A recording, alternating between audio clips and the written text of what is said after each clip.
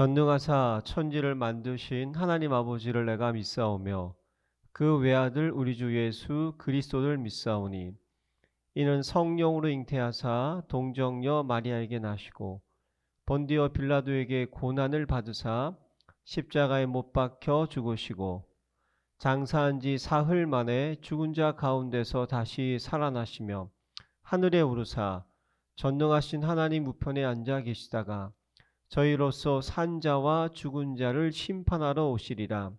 성령을 믿사오며 거룩한 공회와 성도가 서로 교통하는 것과 죄를 사하여 주시는 것과 몸이 다시 사는 것과 영원히 사는 것을 믿사옵나이다. 아멘.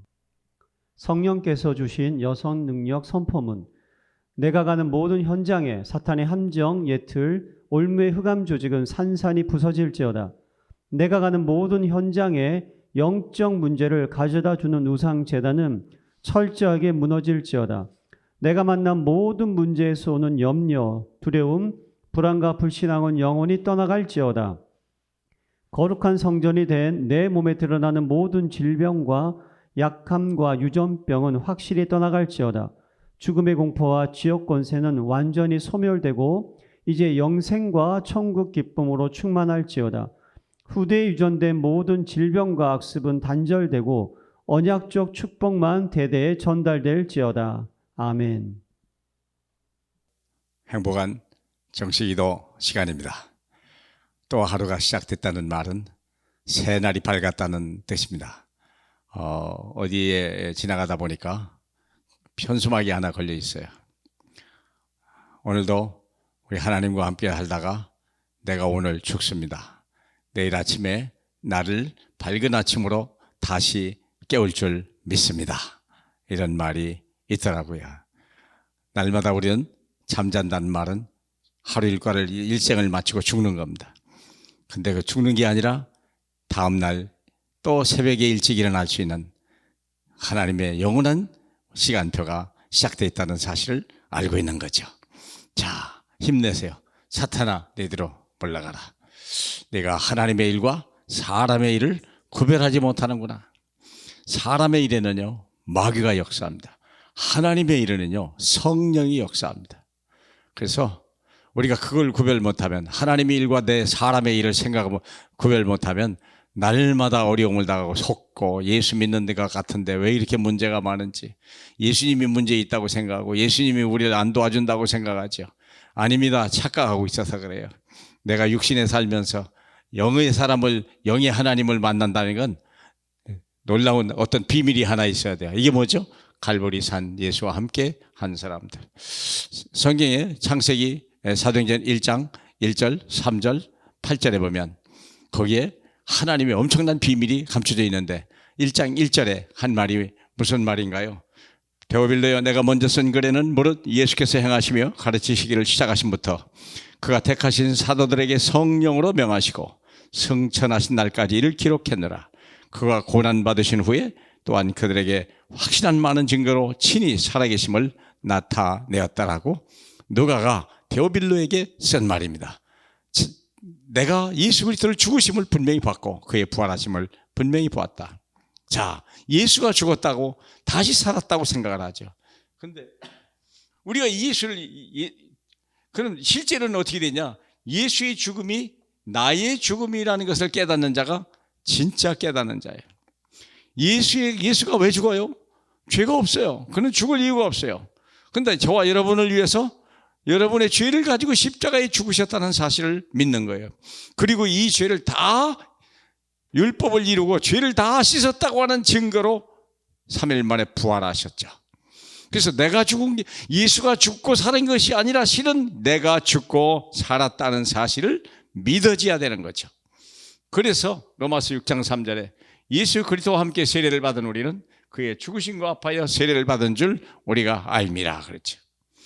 이제 우리가 세례를 받잖아요. 예수를 믿고 내가 하나님의 자녀로서, 하나님의 사람으로서 이제 내가 새 인생을 살겠습니다 하면서 세례를 받고 침례를 받을 때 나는 죽고 내가 다시 산 게 아니라, 내가 사는 것이 아니라 그리스도가 살아나는 거예요. 죽기는 내가 죽었는데 그리스도가 살아야 되는 거예요. 십자가에서는 내가 살고 그리스도가 죽었죠. 근데 삶에서는 그렇지 않아요. 내가 죽고 그리스도가 살아야 되는 거죠. 그걸 보고 세례라고 그래요. 세례란 말은 내가 이제 이전 것은 지나갔으니 보라 새 것이 되었다 그 말이죠.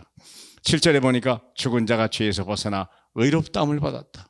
결국 우리는 죄 사함을 받았고 그리고 우리는 의로운 사람으로 다시 거듭났다. born again. 얼마나 놀라운 얘기입니까? 이게 새로운 인생이요. 육신의 부모를 가지고 죄 가운데 태어났지만 예수 그리스도를 믿음으로 인하여 우리가 의롭게 거듭난 거죠. 그래서 갈라디아 20절에 보면 2장 20절에 보면 바울이 이런 고백을 했어요. 내가 그리스도와 함께 십자가에 못 박혀 죽었나니 그런즉 이제는 내가 산 것이 아니다. 나는 이미 십자가에 죽었다. 그때 예수 그리스도의 갈보리 산에 실은 그분이 죽은 것이 아니라 내가 죽었다. 그래서 이런즉 이제는 내가 산 것이 아니요 내 안에 오직 그리스도만 사신 것이다. 완전히 변한 거예요. 전에는 나밖에 없어요.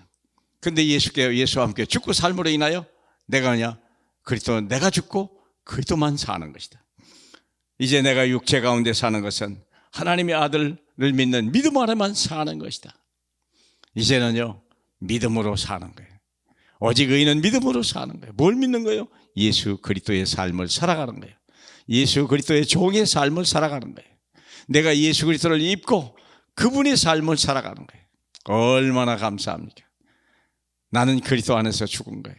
내 생각이 죽고 내 경험이 죽고 내 능력이 죽고 내 모든 약함과 나의 부족함과 이 모든 것들이 다 죽은 거예요.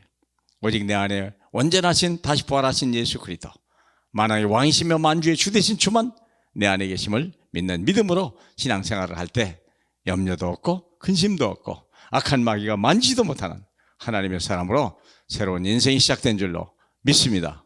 오늘이 바로 그날이 되길 주의 이름으로 축복합니다. 영광을 받으시에 합당하신 우리 주님, 나를 위해 십자가에 죽으시고 다시 부활하신 주님, 나를 살리기 위하여 육신에 있고 이 땅에 오신 하나님의 아들 예수여, 당신만 나의 주인이 되어 주시옵소서. 예수 그리스도의 이름으로 기도하옵나이다. 아멘. 내 생명 속에 이 능력이 임하게 하옵소서. 내 영혼 속에 임하게 하옵소서. 내 삶 속에 임하게 하옵소서. 나에게 전무후무한 답을 나에게 내 학업에 내 현장에 교회에 주시옵소서.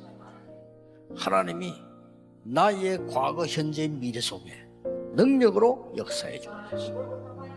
이 시간에 하나님이 나에게 오력을 주시옵소서.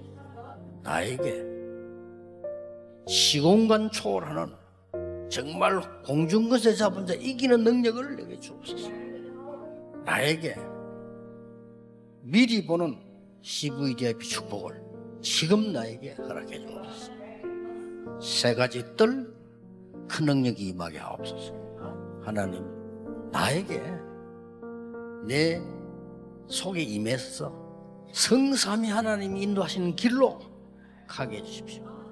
나에게는 어려움이 너무 많습니다.